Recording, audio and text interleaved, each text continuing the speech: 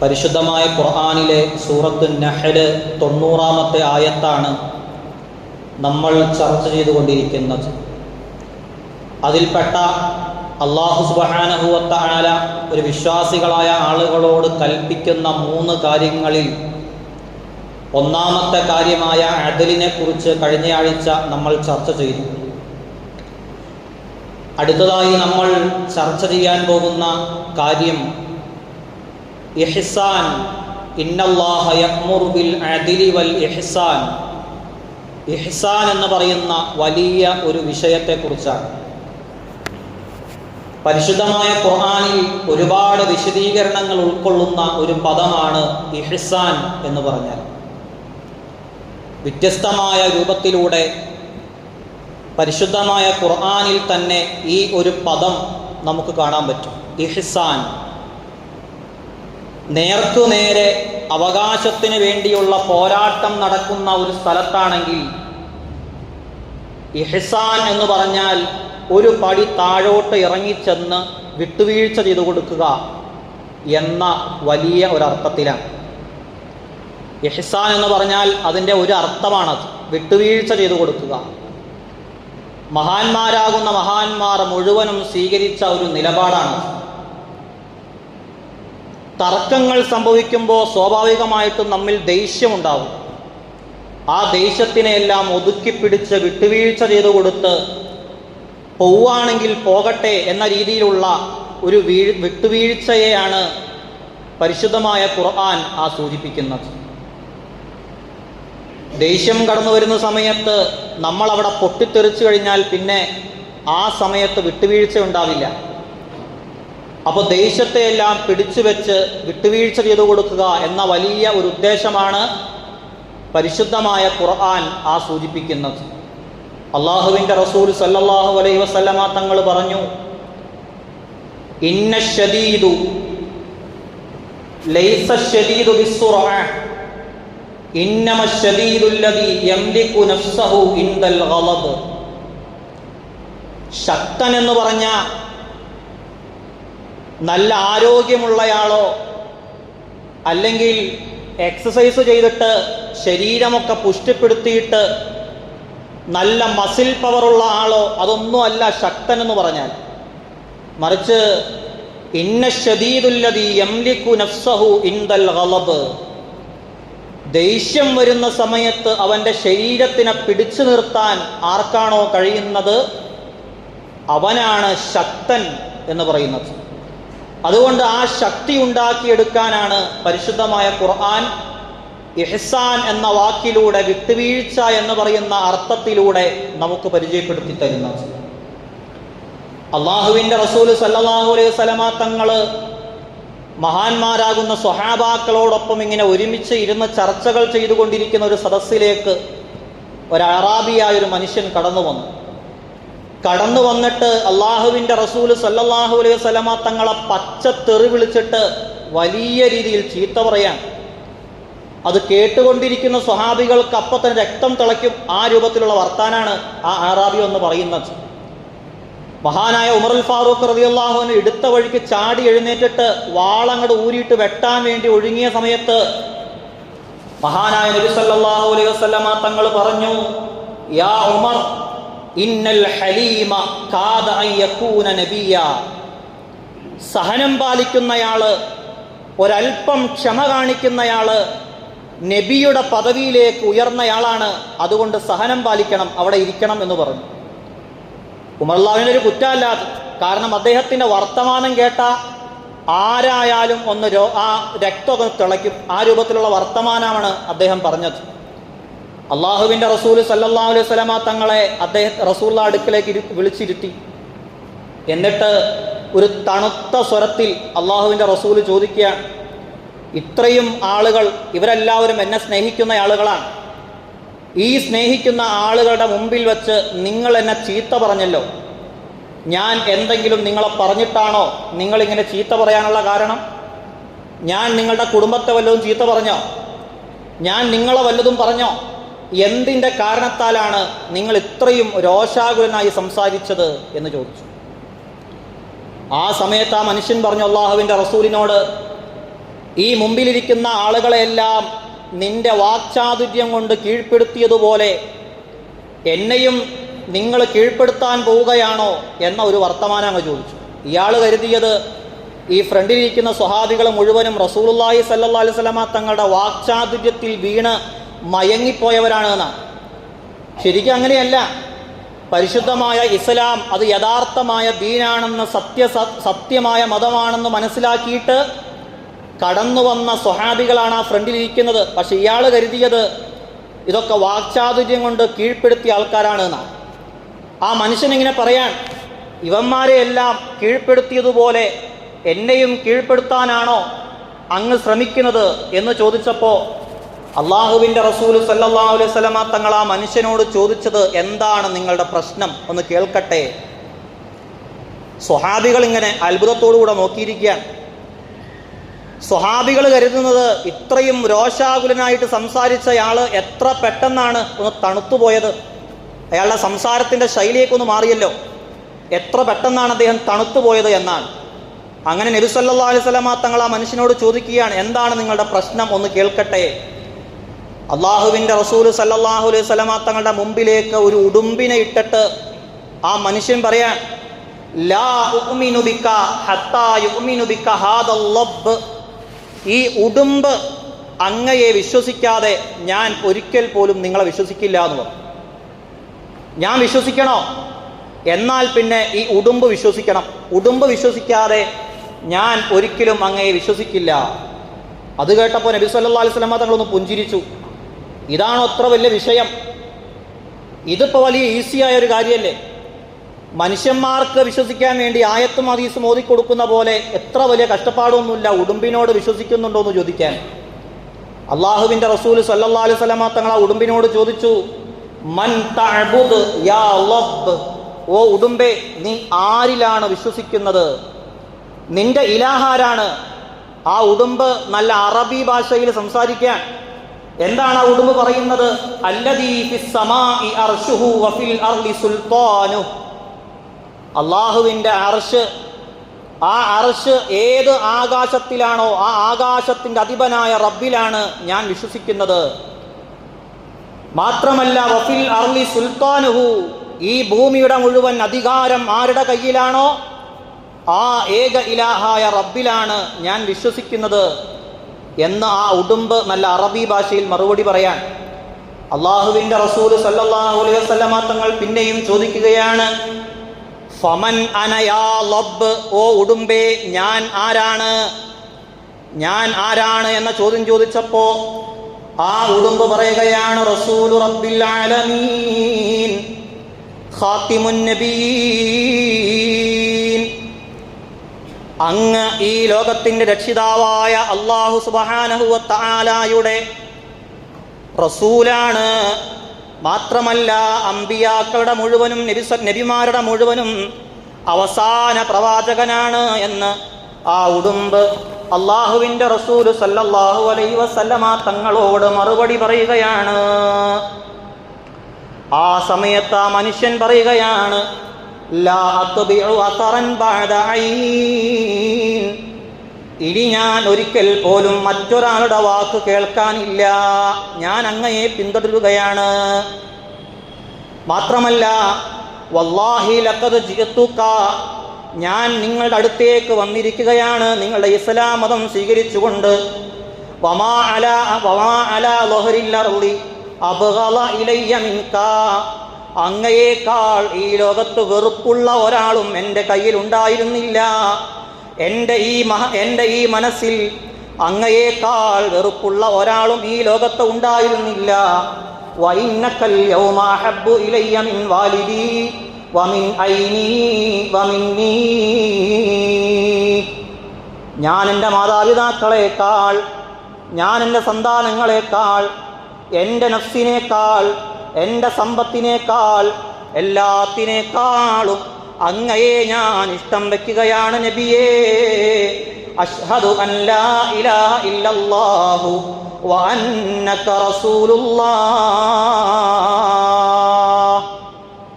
അങ്ങ് അള്ളാഹുവിൻ്റെ പ്രവാചകനാണ് എന്ന് ഞാൻ സത്യസാക്ഷ്യം മൊഴിയുന്നു നബിയെ എന്ന് പറഞ്ഞ് ആ മനുഷ്യൻ ഇസ്ലാമിലേക്ക് കടന്നു വന്നു. ഇതെന്തുകൊണ്ടാണ് അദ്ദേഹം ഇസ്ലാമിലേക്ക് വരാനുള്ള കാരണം? അള്ളാഹുവിൻ്റെ റസൂൽ സല്ലല്ലാഹു അലൈഹി വസല്ലമ തങ്ങൾ അദ്ദേഹത്തോട് കാണിച്ച ഒരു പെരുമാറ്റത്തിൻ്റെ ഒരു ശൈലിയാണ്. അദ്ദേഹം കത്തിജ്വലിച്ച് കയറി വന്ന സമയത്ത് അദ്ദേഹത്തെ തണുപ്പിച്ചിട്ട് നല്ല മാന്യമായ വർത്തമാനം പറഞ്ഞു കൊടുത്തു. ആ ഒരൊറ്റ വർത്തമാനത്തിൽ അദ്ദേഹം ഇസ്ലാമിലേക്ക് കടന്നു വന്നു. ഇങ്ങനെ പ്രതികരണം അതേത് രൂപത്തിലാവണം? ഇഹ്സാനോടുകൂടെയാവണം, മയമായ രീതിയിലാവണം. നമ്മളോട് ഒരാൾ കയർത്ത് സംസാരിക്കുമ്പോൾ നമ്മളും അതുപോലെ തിരിച്ച് റിയാക്ട് ചെയ്താൽ അവിടെ പ്രത്യേകിച്ചൊന്നും സംഭവിക്കാൻ പോകില്ല. നമുക്കൊരാശ്വാസം ഉണ്ടാവും. അയാൾ നമ്മളെ ചീത്ത പറഞ്ഞു, ഞാനും അയാളെ തിരിച്ചും ചീത്ത പറഞ്ഞു. ആ ഒരു സന്തോഷം നമ്മുടെ മനസ്സിലുണ്ടാവും. അതിലുപരി പ്രത്യേകിച്ച് വല്ല മാറ്റവും സംഭവിക്കാനുണ്ടോ? ഒരു മാറ്റവും സംഭവിക്കാനില്ല. മറിച്ച് ഈ ഒരു രീതിയിലൊന്ന് പ്രതികരിച്ചു നോക്കിക്കേ, നമ്മുടെ ജീവിതത്തിലും മാറ്റം ഉണ്ടാകും, അതുപോലെ ആ കേൾക്കുന്ന ആൾക്കും ഒരു മാറ്റം ഉണ്ടാവും. അവനൊന്ന് സ്വാഭാവികമായിട്ട് ചിന്തിക്കും, ഞാൻ ഇത്രയും ചീത്ത പറഞ്ഞിട്ട് ഒരു വർത്തമാനം പോലും തിരിച്ചു സംസാരിച്ചില്ലല്ലോ. അപ്പോൾ വ്യക്തിപരമായിട്ട് നമ്മളെ ആക്ഷേപിക്കുന്ന സമയത്ത് തിരിച്ചങ്ങോട്ട് റിയാക്ട് ചെയ്യാതെ അവനോട് മാന്യമായ രീതിയിൽ സംസാരിച്ചാൽ അത് മുഖേനയായിട്ട് വലിയ വിപ്ലവങ്ങൾ നമുക്ക് സൃഷ്ടിക്കാൻ കഴിയും. ആ ഒരു വിപ്ലവമാണ് അള്ളാഹുവിൻ്റെ റസൂൽ സല്ലല്ലാഹു അലൈഹി വസല്ലമ തങ്ങൾ നമുക്ക് കാണിച്ചു തരുന്നത്. അതുകൊണ്ടാണ് പറയുന്നത് വഇൻ തഅഫു അഖറബു ലിത്തഖ്വ, വിട്ടുവീഴ്ച ചെയ്തു കൊടുത്തോ, അത് തഖ്വയോട് ഏറ്റവും അടുത്ത് കിടക്കുന്ന കാര്യമാണ്. നമ്മളോടൊരാൾ അക്രമം കാണിച്ചാൽ അവനോട് വിട്ടുവീഴ്ചയുടെ മനോഭാവം സ്വീകരിക്കുക എന്നത് തഖ്വയോട് ഏറ്റവും അടുത്ത കാര്യമാണെന്ന് അള്ളാഹുവിൻ്റെ റസൂൽ സല്ലല്ലാഹു അലൈഹി വസല്ലമ തങ്ങൾ നമുക്ക് പഠിപ്പിച്ചു തരികയാണ്. അപ്പോൾ നമുക്ക് തോന്നും ഇതൊക്കെ വിട്ടുവീഴ്ച ചെയ്തു കൊടുത്ത് അവനൊക്കെ തലേ കയറി നിറങ്ങൂലേ. അല്ലെങ്കിൽ പിന്നെ നമ്മൾ ചിന്തിക്കും, നമ്മളങ്ങോട്ട് വിട്ടുവീഴ്ച ചെയ്തു കൊടുത്താൽ അവനിങ്ങനെ വിചാരിക്കൂലേ നമുക്ക് വലിയ ബലഹീനതയുള്ളയാളാണ്, നമ്മൾ വലിയ ബലഹീനതയുള്ളയാളാണ്, കഴിവില്ലാത്തയാളാണ്, അവന് പ്രതികരിക്കാനുള്ള ശേഷിയില്ലാത്തയാളാണ്. അങ്ങനെ പ്രതികരിക്കാനുള്ള ശേഷി ഉണ്ടായിരുന്നെങ്കിൽ അവൻ എന്നോട് റീപ്ലേ തരുമായിരുന്നില്ലേ എന്ന് ചിലപ്പോൾ നമ്മൾ ചിന്തിച്ചേക്കാം. പക്ഷേ അള്ളാഹുവിൻ്റെ റസൂൽ സല്ലല്ലാഹു അലൈഹി വസല്ലമ തങ്ങൾ പറയുന്നത് എന്താണ്? അള്ളാഹുവിൻ്റെ റസൂൽ പറഞ്ഞു, ആരെങ്കിലും ഒരാൾ വിട്ടുവീഴ്ച ചെയ്തു കൊടുത്താൽ ഇല്ലാ സദല്ലാഹു ബിഹാ ഇസ്സ, അല്ലാഹു സുബ്ഹാനഹു വ തആല അവന് ഇസ്സത്തല്ലാതെ, ഐശ്വര്യമല്ലാതെ, പ്രതാപമല്ലാതെ വർദ്ധിപ്പിക്കുന്നില്ല. അപ്പോൾ നമ്മൾ വിട്ടുവീഴ്ച ചെയ്തു കൊടുത്താൽ അല്ലാഹു തആല മറുഭാഗത്ത് നിന്ന് നമുക്ക് ഒരുപാട് ഇസ്സത്തുകൾ നൽകും, വലിയ ഐശ്വര്യം നൽകും. അതിനുള്ള ഒരു കാരണം വിട്ടുവീഴ്ചയാണ്. അതുകൊണ്ടാണ് അള്ളാഹുവിൻ്റെ റസൂൽ സല്ലല്ലാഹു അലൈഹി വസല്ലമ തങ്ങൾ വിട്ടുവീഴ്ചയെക്കുറിച്ച് സംസാരിക്കുന്നത്. അതുകൊണ്ടാണ് അല്ലാഹു സുബ്ഹാനഹു വ തആല ഇന്നല്ലാഹ യഅ്മുറു ബിൽ അദ്ലി വൽ ഇഹ്സാൻ,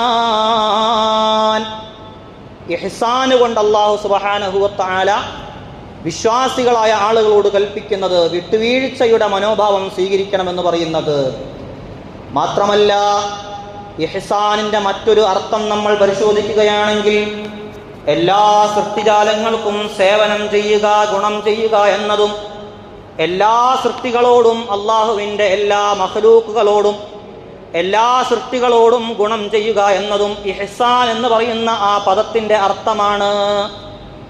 അപ്പോൾ വിട്ടുവീഴ്ച മാത്രമല്ല, എല്ലാ ജനങ്ങളോടും ഗുണം ചെയ്യുക, അള്ളാഹുവിൻ്റെ എല്ലാ പടപ്പുകളോടും ഗുണം ചെയ്യുക, ഇഹ്സാൻ ചെയ്യുക എന്നത് ആ ഒരു വാക്കിൻ്റെ അർത്ഥമാണ്. മഹാനായ ഫുളൈൽ ഇബ്നു ഇയാദ് റളിയല്ലാഹു അൻഹു പറയുന്ന ഒരു സംഭവം കാണാം. ഒരാൾ എല്ലാ മനുഷ്യന്മാർക്കും ഗുണം ചെയ്യുന്നുണ്ട്, അതൊക്കെ ഓക്കെയാണ്. പക്ഷേ അവൻ ഒരു കോഴിയുടെ കാല് കല്ലുകൊണ്ട് എറിഞ്ഞ് ഒടിച്ചു കളഞ്ഞു. നമ്മുടെ വീട്ടിലേക്കൊരു കോഴി വന്നപ്പോൾ, അയൽവാസിയുടെ കോഴിയാണ്, നമ്മുടെ വീടിൻ്റെ ഗേറ്റ് തുറന്നു കിടക്കുമായിരുന്നു. ആ തുറന്നു കിടക്കുന്ന ഗേറ്റിൻ്റെ ഉള്ളിലൂടെ ഒരു കോഴി നമ്മുടെ വീട്ടിലേക്ക് കടന്നു വന്നിട്ട് നമ്മുടെ വീടിൻ്റെ പുറത്ത് ഉണക്കാൻ വെച്ചിരുന്ന അരിയോ ഗോതമ്പോ വല്ലതും കൊത്തി തിന്നത് കണ്ടപ്പോൾ ഒരു കല്ലെടുത്ത് ആ കോഴിക്ക് ഒരു ഏറ് കൊടുത്തതാണ്. ആ കോഴിയുടെ കാല് ആ കല്ലേറ് കൊണ്ട് ഒടിഞ്ഞുപോയി. മഹാനായ ഫുളൈൽ തങ്ങൾ പറയുന്നത് ലം യകുൻ മിനൽ മുഹ്സിനീൻ, അവൻ ഇഹ്സാനുള്ള ആളിൽ പെട്ടിട്ടില്ല എന്നതാണ്.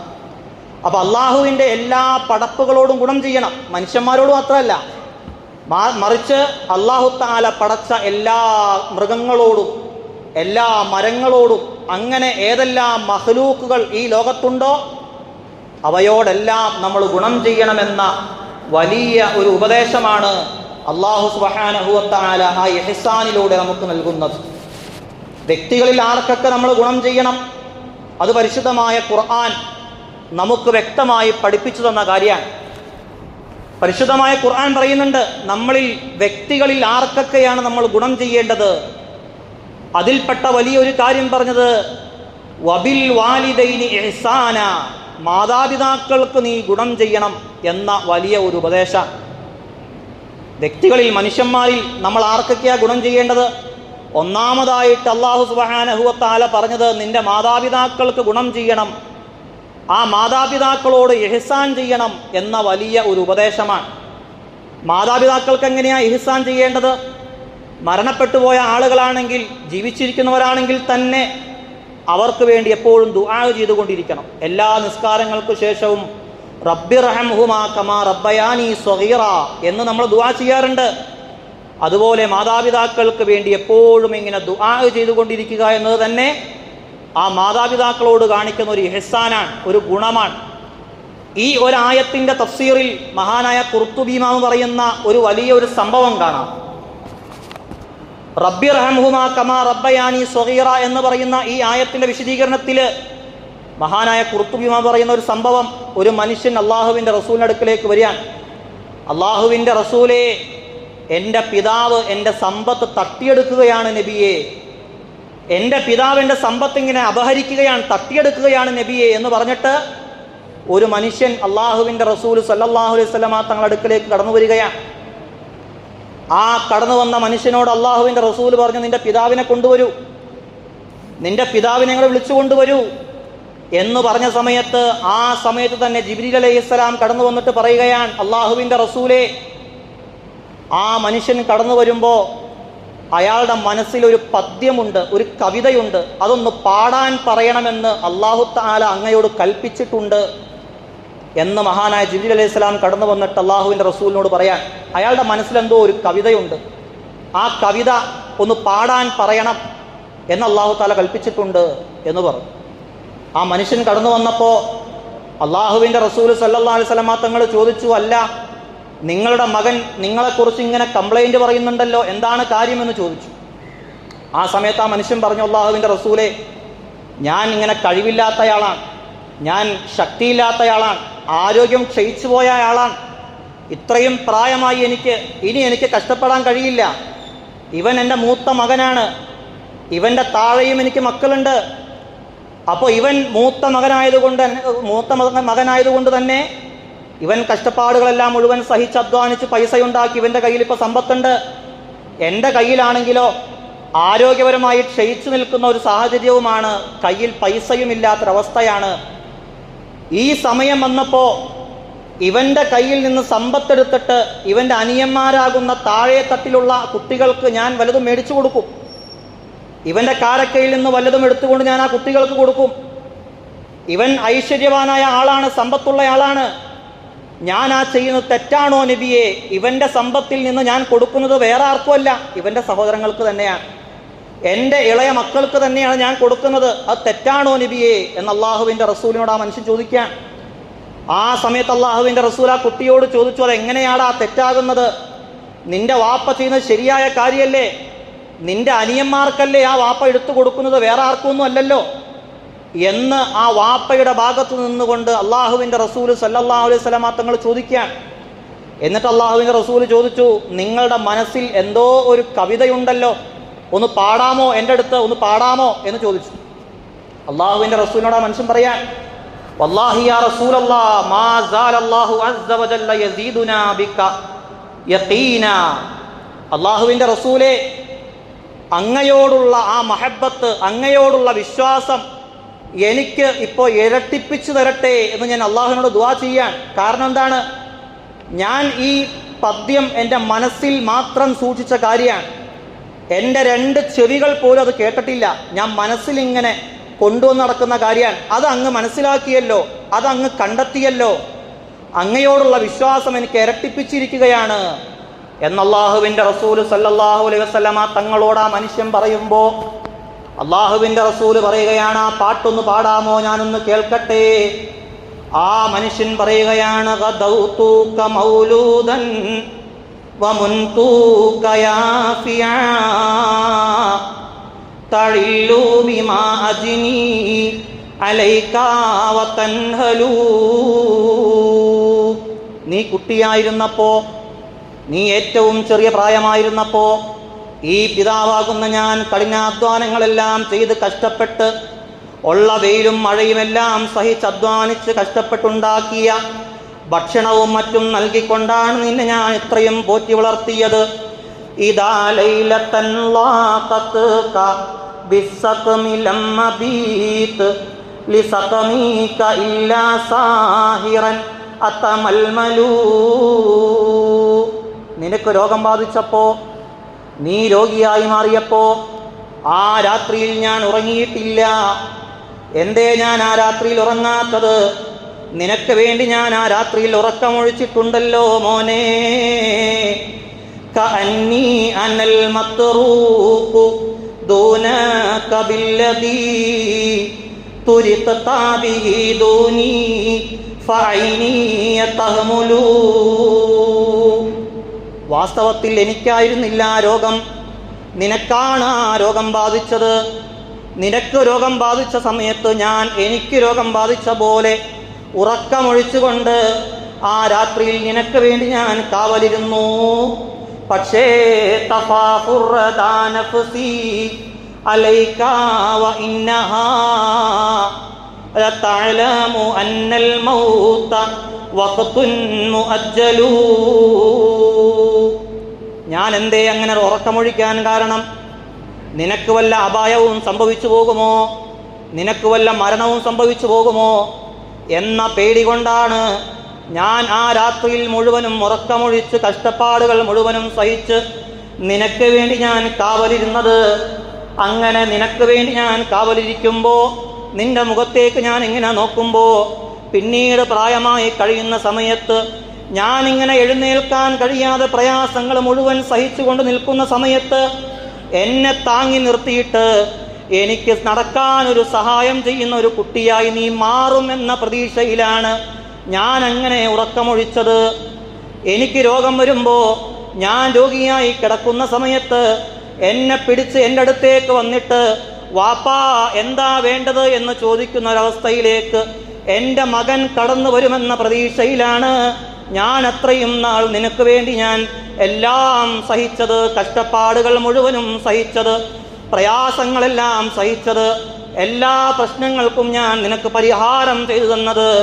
അതെല്ലാം ചെയ്തിട്ട് ഫലമ്മാ ബലഗത സിന്ന വൽ ഗായതല്ലതീ ഇലൈഹാ മദാമാ കുന്തു ഫീകാ ഉഅമ്മിലൂ. നീ വലുതായി കഴിഞ്ഞപ്പോ എന്നിൽ ആശ്രയമില്ലാതെ എല്ലാം സഹിച്ചുകൊണ്ട് നിനക്ക് ജീവിക്കാനുള്ള പ്രാപ്തി വന്ന സമയത്ത്, നീ വലിയ ബിസിനസ്സുകാരനാണ്, നീ വലിയ സമ്പത്തുള്ളയാളാണ്, ഇതെല്ലാം നിന്നിലേക്ക് കടന്നു വന്ന സമയത്ത് ഞാനാണെങ്കിലോ ആരോഗ്യമെല്ലാം ക്ഷയിച്ചുകൊണ്ട് ഇനി എനിക്ക് പ്രയാസപ്പെടാൻ കഴിയില്ല, ഇനി എനിക്ക് അധ്വാനിക്കാൻ കഴിയില്ല, എൻ്റെ ആരോഗ്യമെല്ലാം ക്ഷയിച്ചുപോയി. ആ സമയത്ത് നിന്നിലേക്ക് അഭയം പ്രാപിക്കേണ്ട അവസ്ഥയിലേക്ക് ഞാൻ കടന്നു വരികയും നീ ഐശ്വര്യവാനായി മാറുകയും ചെയ്തപ്പോ ജഅൽത ജസാഇ ഗില്ലതൻ വഫളാലതൻ കഅന്നക അൻതൽ മുൻഇമുൽ മുതഫല്ലിലൂ. നീ എന്നോട് എന്തോ ഒന്ന് ചെയ്തതുപോലെയുള്ള പെരുമാറ്റമാണല്ലോടാ മോനെ നീ എൻ്റെ ഭാഗത്തു നിന്ന്.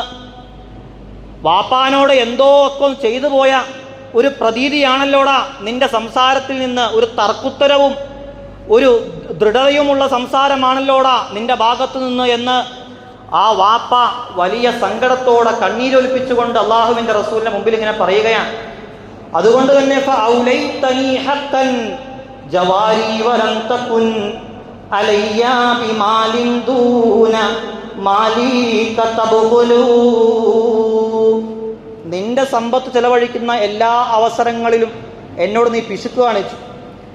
നിന്റെ സമ്പത്ത് നീ ചെലവഴിച്ചുകൊണ്ട് വാപ്പാക്ക് വേണ്ടി മരുന്ന് മേടിക്കാൻ അല്ലെങ്കിൽ വല്ല ഭക്ഷണവും മേടിക്കാനുള്ള അവസ്ഥയെത്തുമ്പോൾ ഇതെല്ലാം സഹിച്ചുകൊണ്ട് നിനക്ക് വേണ്ടി ഞാൻ പോറ്റി വളർത്തിയ നന്ദിയൊന്നും നീ എന്നോട് കാണിച്ചില്ലല്ലോടാ. അങ്ങനെ പറഞ്ഞിട്ട് ആ പിതാവ് കണ്ണീരൊലിപ്പിച്ചുകൊണ്ട് ആ ബൈത്തങ്ങട് പാടിയപ്പോൾ അള്ളാഹുവിൻ്റെ റസൂല് സല്ലല്ലാഹു അലൈഹി വസല്ലമ തങ്ങളുടെ കണ്ണിൽ നിന്നിങ്ങനെ കണ്ണുനീര് ധാരധാരയായിട്ട് ഇങ്ങനെ ഒഴുകാൻ. എന്നിട്ട് ആ മകൻ്റെ കോളറിലെ ഇങ്ങനെ പിടിച്ചിട്ട് അള്ളാഹുവിൻ്റെ റസൂല് പറയുകയാണ്, അൻതാവ മാലുക ലി അബീക, എടാ നിന്റെ വാപ്പയും നിന്റെ സമ്പത്തും എല്ലാം, നിന്റെ ഈ സമ്പത്തും നീയും എല്ലാം നിന്റെ വാപ്പാക്കുള്ളതാടാ, നിന്റെ സമ്പത്തും നീയും എല്ലാം നിന്റെ വാപ്പാക്കുള്ളതാടാ എന്ന് പറഞ്ഞിട്ട് അള്ളാഹുവിൻ്റെ റസൂല് സല്ലല്ലാഹു അലൈഹി വസല്ലമ തങ്ങൾ ആ ചെറുക്കനെ ഓടിപ്പിച്ച് വിട്ട സംഭവം മഹാനായ ഖുർത്തുബി ഇമാം രേഖപ്പെടുത്തുന്നതായി കാണാൻ പറ്റും. അതുകൊണ്ട് തന്നെ മാതാപിതാക്കളോട് ഗുണം ചെയ്യണം. ആ മാതാപിതാക്കൾക്ക് വേണ്ട എല്ലാ കാര്യങ്ങളും ചെയ്തു കൊടുക്കണം. അതുപോലെ തന്നെ പരിശുദ്ധമായ ഖുർആൻ പറയുന്നത് അബിദിൽ ഖുർബാ, നിന്റെ അടുത്ത ബന്ധുക്കളോടും നീ കരുണ കാണിക്കണം, റഹ്മത്ത് കാണിക്കണം. നിന്റെ അടുത്ത കുടുംബക്കാരോട്, നിന്റെ അടുത്ത ബന്ധുക്കളോട് നീ ഇഹ്സാൻ ചെയ്യണം. അടുത്ത ബന്ധുക്കൾ എന്ന് പറഞ്ഞാൽ ഇപ്പോൾ പലർക്കും അറിയാൻ പാടില്ല. അടുത്ത ബന്ധുക്കൾ എന്ന് പറഞ്ഞാൽ തന്നെ ആരാണ്? നമ്മുടെ സഹോദരങ്ങൾ, നമ്മുടെ സഹോദരിമാര്, ഇങ്ങനെ ഒരേ ചോരയിലുണ്ടായ നമ്മുടെ അനിയനും ചേട്ടനും അങ്ങനെ തുടങ്ങിയുള്ള ആളുകൾ, അവരോട് നീ കരുണ കാണിക്കണം, അവരോട് നീ ഇഹ്സാൻ കാണിക്കണം. എന്നിട്ട് അല്ലാഹു തആല പറഞ്ഞു, വൽ യത്താമ, യതീമുകളായ ആളുകളോടും നീ കരുണ കാണിക്കണം. മാത്രമല്ല വൽ ജാരിദിൽ ഖുർബ, നിന്റെ അടുത്ത അയൽവാസികള്, അടുത്ത ബന്ധമുള്ള അയൽവാസികള്, അവരോടും നീ കരുണ കാണിക്കണം, ഇഹ്സാൻ കാണിക്കണം. മാത്രമല്ല വൽ ജാരിൽ ജുനുബി, അകന്നു താമസിക്കുന്ന അയൽവാസികളുണ്ടെങ്കിൽ അവരോടും. നിന്റെ 40 വീടിൻ്റെ ചുറ്റുഭാഗത്തുള്ളവരെല്ലാം അയൽവാസികളാണ് നിന്റെ വീടിനോട്. നിന്റെ വീടിനോട് 40 വീട് അകലത്തിലുള്ള എല്ലാ ആളുകളും അയൽവാസികളാണ്. അങ്ങനെ നോക്കുമ്പോൾ അകന്നു താമസിക്കുന്ന അയൽവാസികളാണെങ്കിൽ പോലും അവരോടും നീ ഗുണം ചെയ്യണം. മാത്രമല്ല വസ്വാഹിബി ബിൽ ജംബ്, ഏതെങ്കിലും ഒരു മുഖേന നിന്നോട് സഹവസിച്ച ആളുകളുണ്ടെങ്കിൽ അവരോടും നീ ഗുണം ചെയ്യണം, ഇഹ്സാൻ ചെയ്യണം. നമ്മൾ ഒരുമിച്ച് ഗൾഫിൽ ജോലി ചെയ്യുന്ന സമയത്ത് നമ്മുടെ കൂടെ ഉണ്ടായിരുന്നയാളാണ് സ്വാഹിബു ബിൽ ജംബ്. ആ ജോലി ചെയ്യുന്ന സമയത്ത് നമ്മളോട് സഹവസിച്ച ആൾ എന്ന നിലക്ക് അവരോട് നമ്മൾ ഗുണം ചെയ്യണം. നമ്മൾ ഹജ്ജിന് പോകുമ്പോൾ നമ്മളോടൊപ്പം യാത്ര ചെയ്തയാളാണ്, എന്നാൽ അവനോടും നീ ഗുണം ചെയ്യണം. ഉംറയ്ക്ക് പോകുമ്പോൾ നമ്മളോടൊപ്പം ഒരുമിച്ച് യാത്ര ചെയ്തയാളാണ്. വസ്വാഹിബു ബിൽ ജംബ്, നമ്മളോട് ഏതെങ്കിലും ഒരു മുഖേന ബന്ധമുള്ള എല്ലാ ആളുകളോടും നമ്മൾ ഗുണം ചെയ്യണമെന്ന് അല്ലാഹു സുബ്ഹാനഹു വ തആല നമ്മളോട് കൽപ്പിക്കുകയാണ്. അപ്പോൾ മനുഷ്യന്മാരോട് മാത്രമാണോ ഈ ഗുണം ചെയ്യേണ്ടത്? മാത്രമല്ല മൃഗങ്ങളോടും എല്ലാ അവസ്ഥകളോടും, അല്ലാഹു തആല പടച്ച എല്ലാ കാര്യങ്ങളോടും നമ്മൾ ഗുണം ചെയ്യണം, ഇഹ്സാൻ ചെയ്യണമെന്നാണ് അല്ലാഹു സുബ്ഹാനഹു വ തആല ഇന്നല്ലാഹ യഅ്മുറു ബിൽ അദ്ലി വൽ ഇഹ്സാൻ, ഇഹ്സാൻ ചെയ്യണം, ഇഹ്സാൻ കൊണ്ട് അല്ലാഹു തആല കൽപ്പിക്കുന്നു എന്ന് പറഞ്ഞതിൻ്റെ അർത്ഥം മൃഗങ്ങളോട് നമ്മൾ ഗുണം ചെയ്യണം.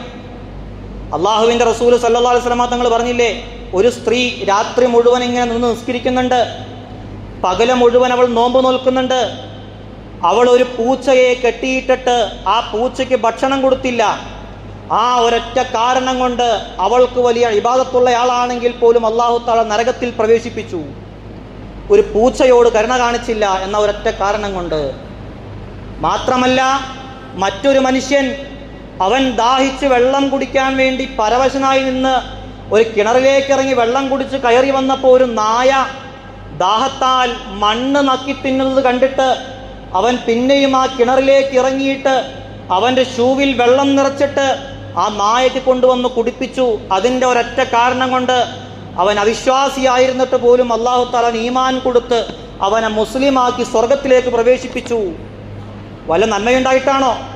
നന്മയുണ്ടായിട്ടല്ല. ജീവികളോട് കരുണ കാണിക്കണം. ആ കരുണ കാണിക്കുന്നത് മുഖേന അല്ലാഹു സുബ്ഹാനഹു വ തആല നമ്മുടെ ഹൃദയത്തിലേക്ക് ഈമാനിട്ട് തരികയും അത് മുഖേനയായിട്ട് നമ്മുടെ അമലുകൾക്കെല്ലാം പവിത്രത നൽകുകയും നമ്മളെ സ്വർഗത്തിലേക്ക് പ്രവേശിപ്പിക്കുകയും ചെയ്യുമെന്ന വലിയ ഒരു ഉപദേശമാണ് അല്ലാഹു സുബ്ഹാനഹു വ തആല ആ ആയത്തിലൂടെ നമുക്ക് പരിചയപ്പെടുത്തി തരുന്നത്. മാത്രമല്ല നമ്മളുടെ അമലുകളിൽ പോലും ഇഹ്സാൻ ഉണ്ടാവണം. അടുത്ത ഒരു ഘട്ടം എന്താണ്? നമ്മുടെ അമലുകളിലുള്ള ഇഹ്സാനാണ്. നമ്മൾ നിസ്കരിക്കുമ്പോൾ, സക്കാത്ത് കൊടുക്കുമ്പോൾ, ഹജ്ജ് ചെയ്യുമ്പോൾ അതെല്ലാം അള്ളാഹുവിൻ്റെ തൃപ്തിക്ക് വേണ്ടി ഇഖ്ലാസോടുകൂടെ ചെയ്യുക. അതാണ് അമലുകളിലുള്ള ഇഹ്സാൻ എന്ന് പറഞ്ഞാൽ. നമ്മൾ നിസ്കരിക്കുന്ന സമയത്ത് റവാത്തിബ് സുന്നത്തുകളുണ്ട്. ആ റവാത്തിബ് സുന്നത്തുകളെ, മുഅക്കദായ സുന്നത്തുകളെ, ഒരു 10 റക്അത്താണ് മുഅക്കദായ സുന്നത്ത് നിസ്കാരങ്ങളുള്ളത്. അതെങ്കിലും നമ്മൾ കൃത്യമായി നിസ്കരിച്ചിട്ടുണ്ടാവണം, ഓരോ ഫർള് നിസ്കാരങ്ങൾക്കും പുറമെയും മുമ്പുമായിട്ട്. ഏതാണ് ആ 10 റക്അത്ത്? സുബഹിക്ക് മുമ്പ് 2 റക്അത്ത്, ളുഹറിന് മുമ്പ് 2, ശേഷം 2, അസറിന് പിന്നെ സുന്നത്ത് നിസ്കാരങ്ങളില്ല, ശക്തമായ മുഅക്കദായ നിസ്കാരങ്ങൾ. മഗ്‌രിബ് നിസ്കാരത്തിന് ശേഷം 2, ഇശായിന് ശേഷം 2, ഇങ്ങനെ 10 റക്അത്ത് മുഅക്കദായ സുന്നത്ത് നിസ്കാരങ്ങൾ കൃത്യമായി നമ്മൾ എല്ലാ ദിവസവും നിസ്കരിച്ചിട്ടുണ്ടാവണം. അത് ശക്തമായ സുന്നത്താണ്. പരിപൂർണമായിട്ട് നമ്മൾ നോക്കുകയാണെങ്കിലോ 22 റക്അത്ത് സുന്നത്ത് നിസ്കാരങ്ങളുണ്ട്. സുബഹിക്ക് മുമ്പ് 2 റക്അത്ത് നിസ്കരിക്കാം, ളുഹറിന് മുമ്പ് 4 റക്അത്ത്, ളുഹറിന് ശേഷവും 4 റക്അത്ത്, അസറിന് മുമ്പ് 4 റക്അത്ത്, മഗ്‌രിബിന് മുമ്പ് 2, ശേഷം 2, ഇശാഇന് മുമ്പ് 2, ശേഷം 2, എന്നിങ്ങനെ 22 റക്അത്ത് നിസ്കാരങ്ങൾ റവാത്തിബ് നിസ്കാരങ്ങളാണ്. ഏറ്റവും ശക്തമായതോ 10 റക്അത്താണ്. അതെങ്കിലും നമ്മൾ നിസ്കരിച്ചിട്ടുണ്ടാവും. അങ്ങനെ നിസ്കാരത്തിനോട് നമ്മൾ അദല് കാണിക്കണമെന്ന് മാത്രമല്ല, ഇഹ്സാൻ കാണിക്കുകയും വേണം. ആ ഇഹ്സാനോടുകൂടെ പെരുമാറണമെന്നാണ് അല്ലാഹു സുബ്ഹാനഹു വ തആല ഇന്നല്ലാഹ യഅ്മുറു ബിൽ അദ്ലി വൽ ഇഹ്സാൻ എന്ന ആയത്തിലൂടെ നമുക്ക് പഠിപ്പിച്ചു തരുന്നത്. അതോടുകൂടെ ജീവിക്കാനായി, ഇഹ്സാനോടുകൂടെ ജീവിക്കാൻ അല്ലാഹു സുബ്ഹാനഹു വ തആല നമുക്ക് തൗഫീഖ് നൽകുമാറാവട്ടെ.